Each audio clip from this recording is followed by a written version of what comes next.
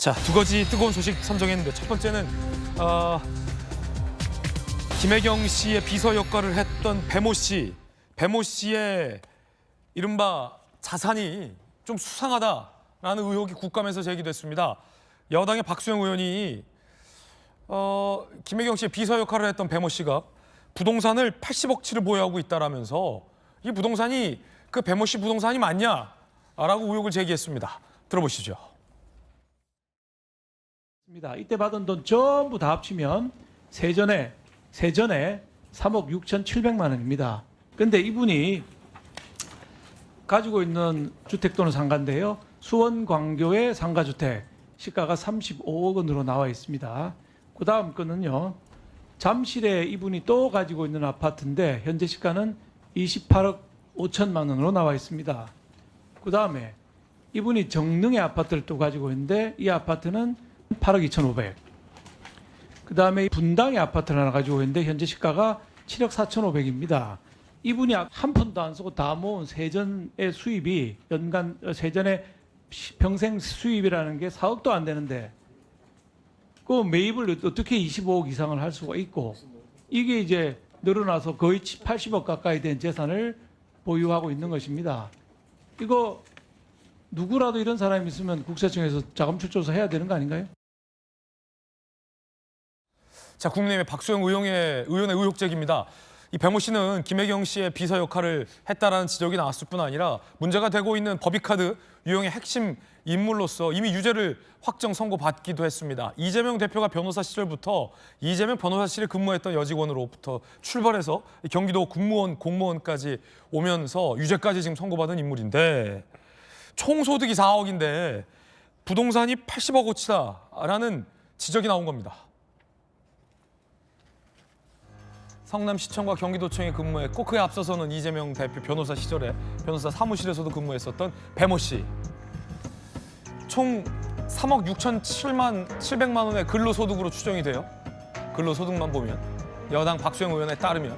자, 그런데 보유하고 있는 부동산은 수원의 35억 주택, 상가주택. 그리고 잠실의 아파트 28억 5천. 정릉의 아파트 8억 2,500. 분당의 아파트 7억 4,500 등등등 총 79억 2천만 원, 80억 상당의 부동산을 상가 포함 4채를 보유하고 있다. 매입가가 적어도 25억으로 추정이 된다. 어떻게 샀을까? 라는 의혹이 여당에서 제기됐습니다. 굉장한 다주택자입니다. 다주택자의 상당한 자산가인 것으로 좀 뒤늦게 밝혀져서 놀라움을 주고도 있는데 오신환 의원님, 네네. 왜 이렇게 부러운 눈으로 보십니까? 이게 사실은 일반적인 근로소득으로는 일반적인 사람들은 꿈도 못 꿀 부동산 부자인데 80억치의 상가 포함 주택 4채를 갖고 있잖아요. 이게 혹시 뭐 물려받은 자산이 더 있었던 걸까요? 아니면 근로소득이 아무리 해도 한 채도 못 살 정도의 근로소득이에요? 예. 제가 근데 지금 저 얘기를 들으니까 문득 떠오른 게 네네. 문재인 정부 때 그 이주택자들에 대한 논란이 있었잖아요. 공무원 신분일 때. 네네. 그때 경기도 지사인 이재명 지사도 그 간부급들이 이주택을 보유하면 승진을 안 시키겠다 이런 이야기를 제가 기억이 나거든요. 근데 이제 그 아까 배모 씨 또한 지금 경기도의 공직자였잖아요. 네네. 근데 저렇게 다주택을 보유하고 있는데 눈 감아준 것인지 그런 것도 또 한번 의심해 볼 만한 여지가 있는 것 같고요.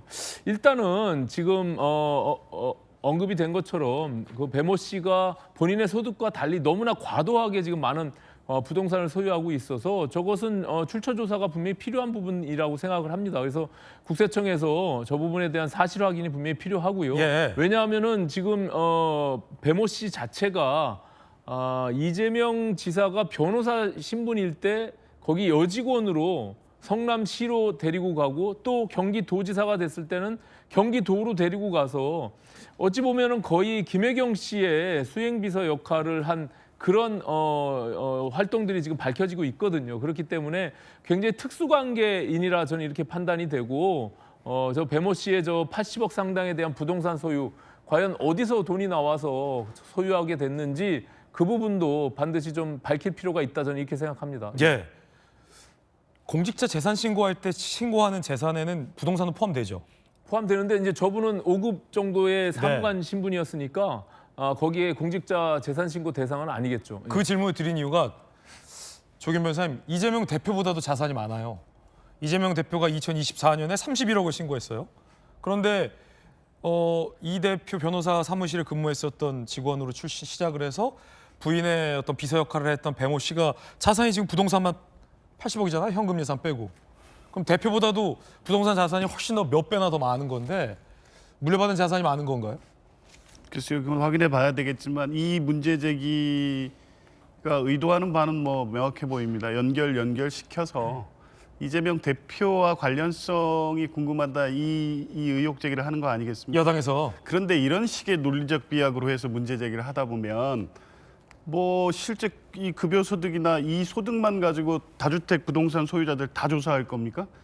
그러니까 이 연관관계가 다 떨어지는 겁니다. 이 총소득 4억 원이 있었다고 해서 그분이 이 급여 소득을 모아서 대개 부동산 투자하는 사람들이 급여 소득 모아서 조그만 주택 사고 이걸 늘려가서 몇십억이 되고 이렇지 않지 않습니까? 대부분은 이 뭐 상속 재산이 있다거나 네네. 이 특별하게 어떤 개발 구역이 선정된 어떤 지역에 가치 없는 땅에 갑자기 가치 상승을 해서 그걸 계기로 해서 다른 부동산 투자로 이어지는 경우도 많고요. 그래서 지금 급여소득이 총합해 4억밖에 안 되는데 80억 자산 이렇게 바로 연결시키고 이재명 대표의 특수관계를 연결시켜서 마치 이것이 이재명 대표와 관련 있는 재산인 것처럼 이런 방식으로 접근하는 거 내용 자체가 맞지 않다고 보여지고요.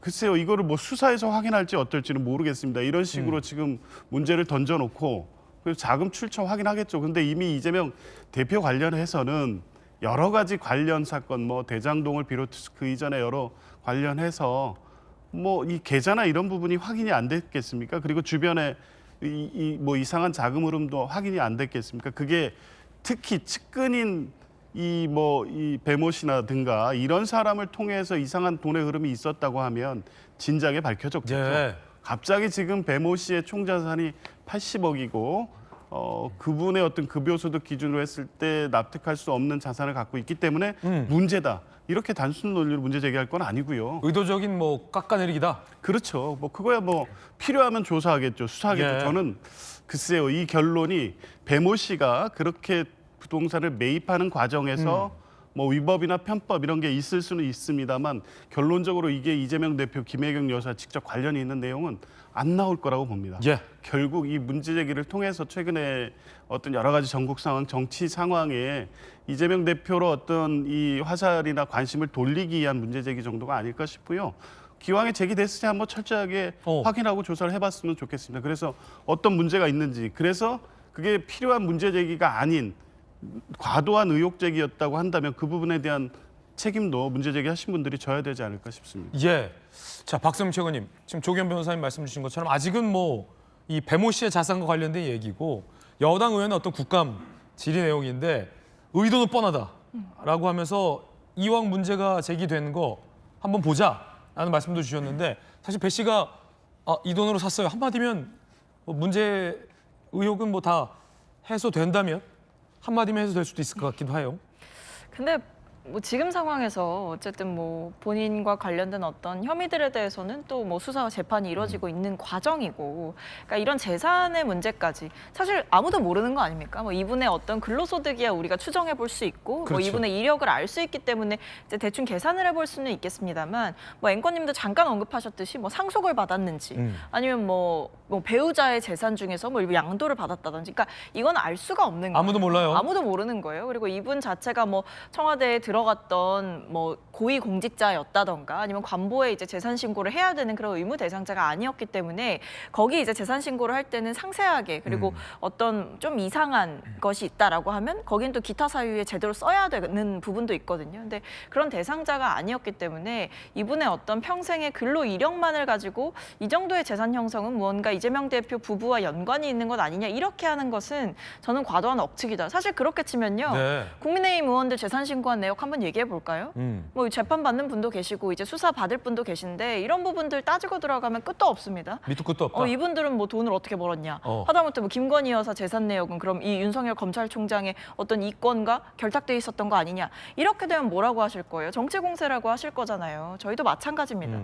이런 부분들까지 문제를 삼는 것은 지금의 어떤 불리한 국면들을 전환을 모색하는 그런 과정 중에서 이루어지는 정치적 공방에 불과하다 이렇게 보입니다. 정치 공세에 불과하다라는 반박도 전해드리고 있습니다. 중요한 건 김혜경 씨와 관련된 공직선거법 위반 의혹에 대한 1심 선고일이 얼마 남지 않았다는 겁니다.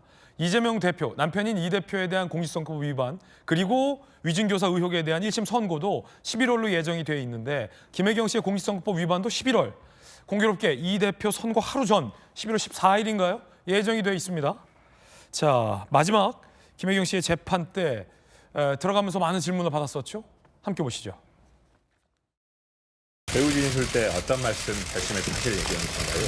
준비는 하셨을까요?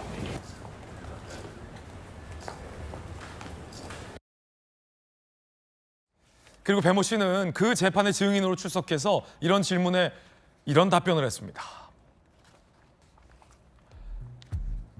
밥을 사주면 문제가 된다는 인식이 김혜경 씨에게 있었다고 생각하느냐라고 재판부가 묻자 배모 씨가 머뭇거리며 네라고 답변했던 것도 많이 보도가 되고 있습니다.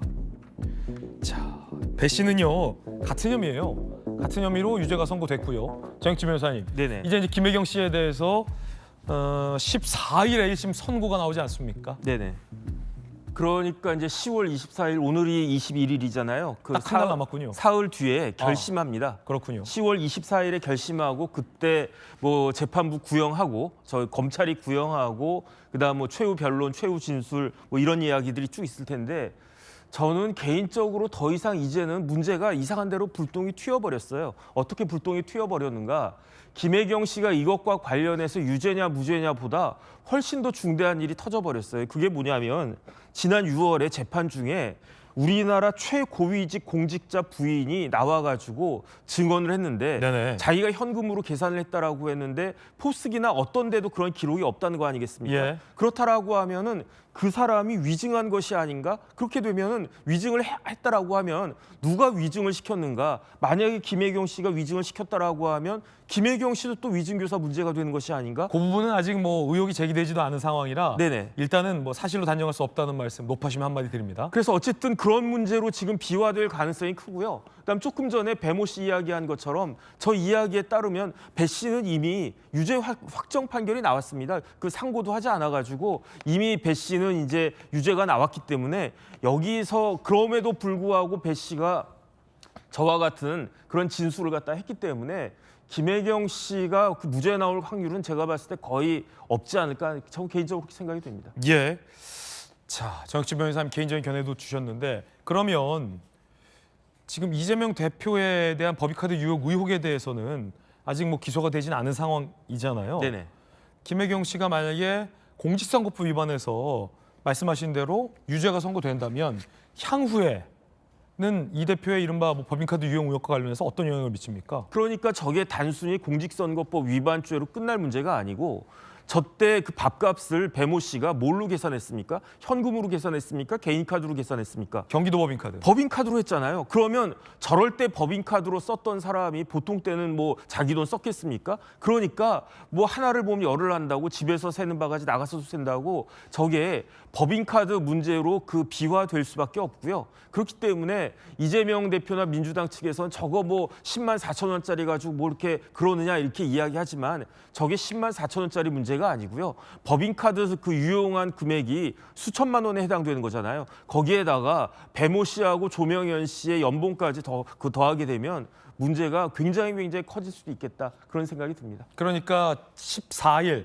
김혜경 씨에 대한 선고는 단순히 그 식대비를 선거 기간에 대신 결제해줬다라는 공직선거법 위반 혐의만 들여다보는 거지만 만약에 이게 유죄가 선고된다면 진짜 문제가 제기됐었던 경기도 법인카드로 결제가 됐다라는 공익신고자의 증언들이 사실인지 여부를 판단하는 진짜 수사에 큰 영향을 미칠 거다. 그렇게 해가지고 업무상 배임 또는 횡령은 인정이 될 거고 그게 금액이 커지면 국고 손실죄까지 가능할 수 있기 때문에 여기에 대해서도 주목할 수밖에 없습니다. 그만큼 14일 선고가 매우 중요하다라는 의미로 전해드리고 있습니다.